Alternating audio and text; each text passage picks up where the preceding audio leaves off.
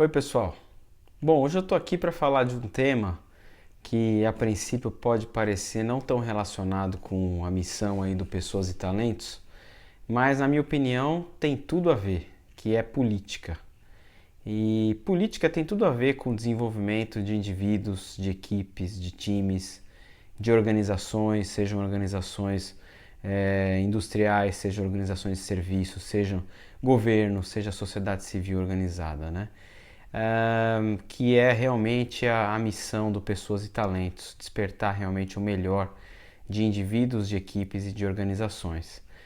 E a gente sabe que o Brasil está vivendo um momento aí muito difícil na política, segundo alguns olhares. Eu tenho uma visão um pouco diferente e queria hoje trazer um pouco aqui da minha visão. Mas é de fato uma visão, um momento político no Brasil, um momento de muito conflito, né? A gente tem visto aí uma cegueira enorme nesse debate que tem acontecido já desde a última eleição, desde 2014, entre petistas e tucanos, entre coxinhas e mortadelas, né, como se apelidou aí nas mídias sociais. E eu vou dividir esse vídeo aqui em duas partes, porque eu quero trazer duas perspectivas. A primeira perspectiva, que vai ser a perspectiva desse vídeo, eu vou falar um pouco para vocês o quanto que o Brasil melhorou se a gente traçar um histórico aí para os últimos 30 anos. E a razão pela qual eu estou traçando esse histórico é porque eu não quero ficar atrelado a nenhum partido político. Se eu pegasse os últimos 10 anos, por exemplo, a gente pegaria somente o período em que o PT teve no poder, né? E esse último ano agora com o Michel Temer do PMDB. Mas se eu pegasse, por exemplo, os anos 90, a maior parte dos anos 90, a gente teve o Fernando Henrique como presidente. O Brasil melhorou em todos esses períodos, tá? Mas eu vou pegar o período dos últimos 30 anos, olhando ali para 1985, 1986, até hoje, até 2017. Aí eu vou fazer uma análise aqui de alguns dados para mostrar para vocês o quanto que o Brasil melhorou, né? E a minha grande hipótese para começar já a nossa reflexão aqui, qualquer indicador que você olhe, né? Talvez feita ressalva a um ou dois indicadores, acho que o principal ponto, o principal calcanhar de Aquiles do Brasil nos últimos 30 anos é a questão da criminalidade, a questão da violência, que de fato piorou muito no Brasil. Mas se a gente deixar esse fator de lado um pouquinho para a nossa reflexão aqui hoje, o Brasil melhorou e melhorou demais. E eu já quero antecipar que a minha linha aqui de reflexão é de que melhorou num período em que houve a redemocratização, num período em que o Sarney foi presidente, num período em que o Collor foi presidente, num período em que o Itamar foi presidente. Depois a gente teve Fernando Henrique, 8 anos, Lula, 8 anos, Dilma, pouco mais de 5 anos, e agora a gente tem Michel Temer, né? Então, se a gente for olhar somente para a classe política, fica bem claro que essa melhora do Brasil não tem o carimbo de um único exclusivo governante, salvador da pátria ou partido político. Isso é fruto de diversas administrações, de diversas gestões, de diversos partidos políticos, né? E mais especificadamente, eu acho que o principal responsável por essa melhora do Brasil não são os políticos. São pessoas como você que está assistindo esse vídeo aqui, a sua família, o seu pai, sua mãe, que trabalhou certamente muito para que isso acontecesse, seus avós, seus antepassados, e você na sua história de vida junto com a sua família. Sem dúvida nenhuma, o trabalho da sociedade civil organizada, da população brasileira nesses últimos 30 anos, fez com que o Brasil melhorasse muito. E também fatores externos, como por exemplo a própria evolução da tecnologia, a evolução das telecomunicações, a evolução da internet, a modernização da economia brasileira que aconteceu e aconteceu de maneira assim expressiva, não só no Brasil, mas no mundo todo. As próprias relações internacionais de comércio que melhoraram muito, que mudaram de maneira dramática nos últimos 30 anos, né? Então, se a gente tiver que fazer um resumo aqui antes de entrar nos detalhes, fica claro para qualquer um que olhe indicadores econômicos, que o Brasil e o mundo, principalmente o mundo ocidental, melhorou muito nos últimos 30 anos. Se você comparar os Estados Unidos de hoje com os Estados Unidos de 30 anos atrás, é lógico que a vida aqui hoje é muito melhor para qualquer classe social, né? A mesma coisa no Brasil, a mesma coisa na Alemanha, a mesma coisa no Chile, enfim, na grande maioria dos países ocidentais e países que conseguiram de uma maneira ou de outra manter um certo grau de estabilidade financeira, estabilidade econômica e democracia. A gente sabe que a jornada do Brasil nesse sentido não foi nada fácil, mas o Brasil foi se acertando, né? Então vamos olhar aqui um pouco primeiro sobre o ponto de vista da democracia. E eu sempre gosto de reforçar, até porque história sempre foi um assunto apaixonante para mim, e eu tive o prazer de ser professor de história durante 4 a 5 anos em cursinhos comunitários aí no Brasil, na cidade de São Paulo, no interior de São Paulo. E até para preparar as minhas aulas eu fui estudando, fui me preparando, e a gente entende claramente que a democracia brasileira é muito jovem, né? Vamos fazer uma recapitulação rápida aqui. O Brasil se tornou um país independente em 1822. De 1822 até 1889, o Brasil era um império, era uma monarquia, né? Comandada pela família real. A gente teve primeiro Dom Pedro I, depois Dom Pedro II, né? E por mais que o país tenha evoluído, principalmente a partir de 1840, com a exploração do café,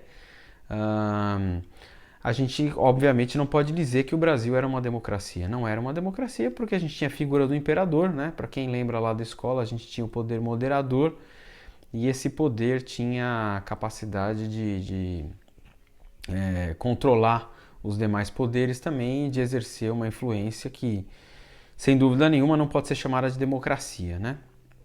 Depois, em 1889, a gente tem a proclamação da República.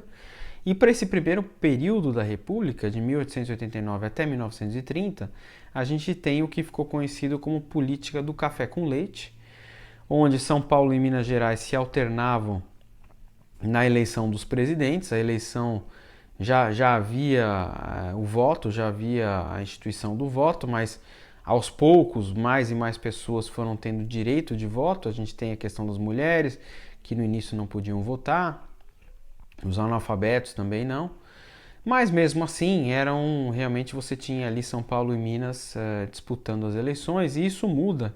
Então esse primeiro período também não pode ser chamado de uma democracia plenamente, né, no sentido da palavra. Isso muda em 1930, quando Getúlio Vargas, através de uma revolução, de um golpe, assume o poder e fica no primeiro período até 1945, fica durante 15 anos, né? E o Getúlio Vargas acaba se tornando também um ditador. Essa ditadura Vargas, estabelecida ali em 1937, com o Estado Novo, né? E um aprofundamento de um regime que se tornou mais e mais autoritário, né?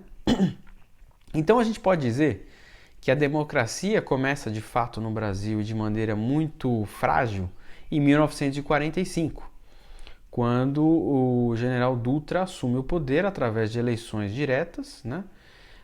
E esse período dura até 1964. Então, se você fizer a conta aí rápida, você vai ver que são 19 anos de democracia, né? Em 64 a gente tem o golpe militar.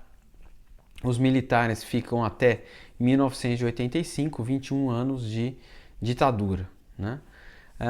Então, antes de 85, o que a gente teve foram apenas 19 anos de democracia, né? Então isso é importante de colocar em contexto para entender que o Brasil é um país que tem uma democracia muito jovem e as pessoas...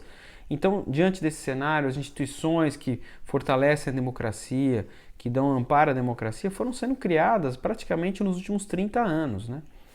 E a nossa cultura, de ser uma cultura que tem dificuldade de enxergar o valor do coletivo, né? Tem dificuldade de expressar plenamente a cidadania, é aquela história toda de assim, tem que mudar, o problema está em Brasília, o problema está na classe política, mas Vamos mudar contanto que não mexa com os meus direitos, contanto que não mexa com o meu bolso, né? Esse tipo de pensamento é um pensamento que demonstra que a gente ainda está num grau muito inicial de maturidade democrática e de maturidade cidadã, né? Mas por quê? Por causa disso, porque a gente é um país muito jovem em termos de história e também muito jovem em termos de democracia, né? A democracia inicia de fato em 1985 e de 85 até agora, 32 anos, a gente tem a nova república, né? Então, se você somar 32 mais 19, a gente chega em 51 anos de democracia numa história que está se aproximando de 200 anos de país independente. Então é muito pouco tempo ainda, né? Mas, apesar dessa jovem democracia, o Brasil melhorou.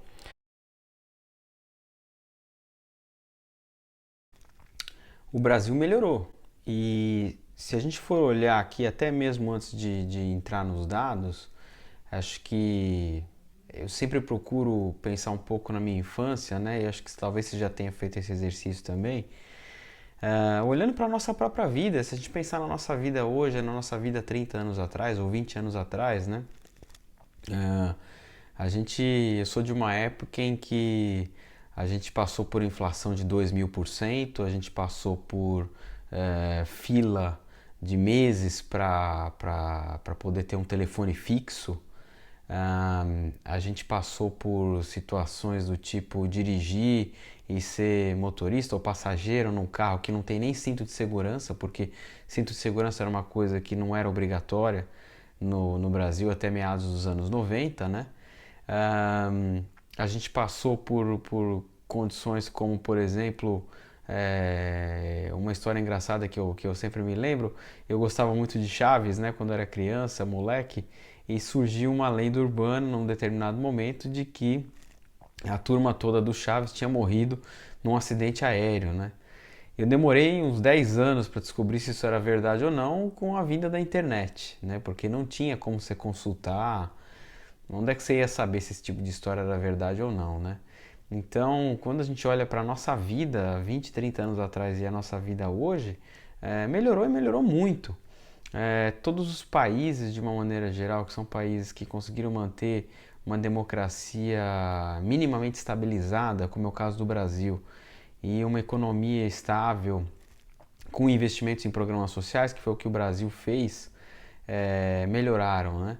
E esse é um pouco o gancho para o meu próximo vídeo, que eu vou fazer a chamada daqui a pouco para vocês. Mas pegando alguns dados aqui, se a gente for olhar, por exemplo, a pobreza extrema, em 1992, aproximadamente 35% da população brasileira estava nessa faixa de pobreza extrema. E esse número hoje está em torno de 8%. A inflação, já até comentei, mas lá para 92, 93, a inflação era 2.000% ao ano, né? Então era impensável a gente ter uma inflação de 5, 7% ao ano, né? Outra coisa também, se a gente for olhar para o PIB per capita, o dado que eu consegui aqui é de 1999, o PIB per capita naquela época era em torno de 6 mil dólares, né? Que isso é a renda anual por pessoa. Hoje ela já está próxima de 15 mil dólares no caso do Brasil. Então a gente mais que duplicou o nosso PIB per capita, né? Se a gente for pensar em todos esses fatores, talvez o único fator em que a gente tem uma piora do quadro brasileiro é a questão da criminalidade, da violência que infelizmente aumentou e também está ligado a vários fatores, né? Mas até do ponto de vista de educação, qualquer índice educacional que você pegue aí de 1985, 1990, você vai ver que a taxa de analfabetismo, a taxa de crianças fora de escola, era muito maior do que nos dias atuais, né? Então, como um resumo aqui da minha reflexão, gente, o Brasil melhorou e melhorou muito, tá? Quem é responsável por isso? A sociedade civil organizada, a população brasileira, você que está me assistindo, a sua família, né, que trabalhou, que se empenhou para melhorar o Brasil nos últimos 30 anos. E também, de certa maneira, a classe política, porque a classe política também cometeu alguns acertos nesse período, né? A gente tem que saber respeitar isso. E todos esses políticos que eu citei aqui, todos esses presidentes, de 1985 para cá, que são de diversos partidos políticos, não são somente do PT ou do PSDB, também de uma certa maneira são responsáveis por esse avanço, né? E eu acho que está na hora, acho que trazendo para o nosso papel, da gente melhorar o nível do debate, elevar o nível do debate. A gente tem que, por algumas horas, por alguns dias, no mínimo, tirar essa máscara de petista e de tucano e começar realmente a construir um debate com menos ideologia, né? Com menos crítica do que não está funcionando, menos crítica na ideia do outro e mais um pensamento de construção de ideias, de propostas e de aplicação dessas propostas, né? Porque o que a gente tem visto até agora, isso se arrasta desde 2014, desde a eleição de 2014, é um fla-flu político que não vai levar a gente a lugar nenhum, né?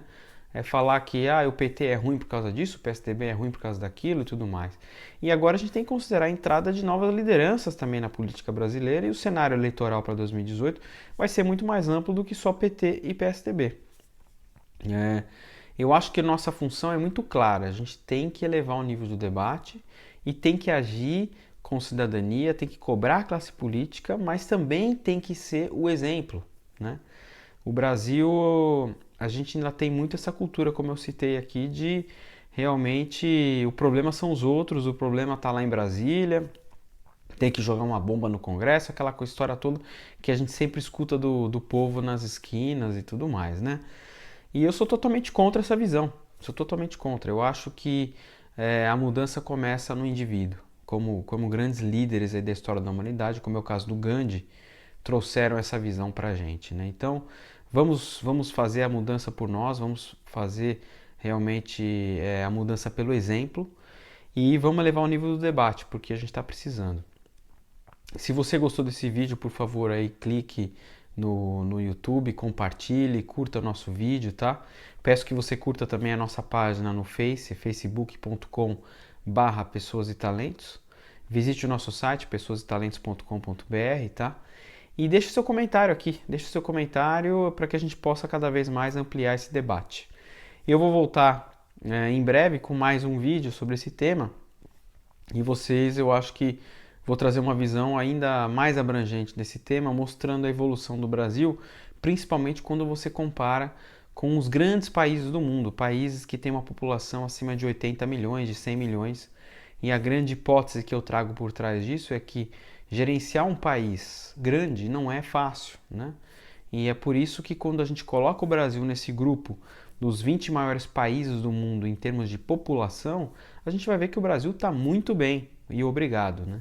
E isso, mais uma vez, é fruto de todos nós, da sociedade brasileira como um todo. E é por isso que a gente tem que caminhar junto em direção a esse futuro e continuar construindo um país melhor. Um grande abraço, mantenha contato com a gente aí. Tchau, tchau.